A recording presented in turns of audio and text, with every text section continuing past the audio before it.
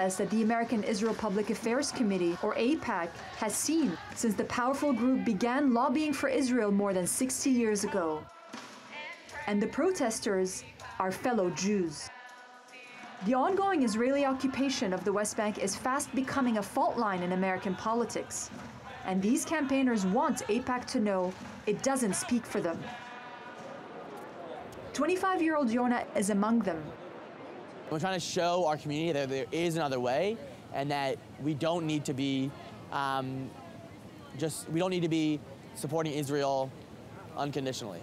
What troubles Yona more is this continued support at a time when he feels there's a growing climate of intolerance, which he says the mainstream Jewish community is turning a blind eye to. I think the rise of Trump is also accompanied with a rise of anti-Semitism, so it's made a lot of progressive Jews think about their own Jewish identity more, right? And they've been wondering, why has the Jewish establishment been so silent on the worst of Trump's policies? To be Jewish in America in this moment of Trump requires joining with other marginalized groups like immigrants, people of color, Muslims, and coming together to resist together. There are few places in the US as diverse as New York City.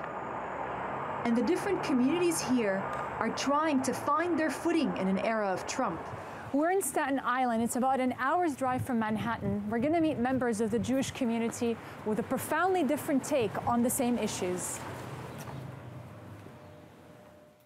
Temple Emmanuel is 110 years old. Congregation members disagree on a number of issues, but not when it comes to support for Israel. The left-wing politics for the Jews is not a safe place. I mean, if you see in Black Lives Matter, one of their platforms is Israel is an apartheid. Now, what does that have to do with Black Lives Matter and American police shootings? I think Jews are better off now that Trump is president and not Obama, by virtue of the fact that Jews have an attachment to Israel, and Israel is better off. And for them, those like Yona who protested against AIPAC don't understand that. These are kids that grew up in Jewish observant homes, and their politics became so liberal that they feel that they need to stand outside of AIPAC and protest.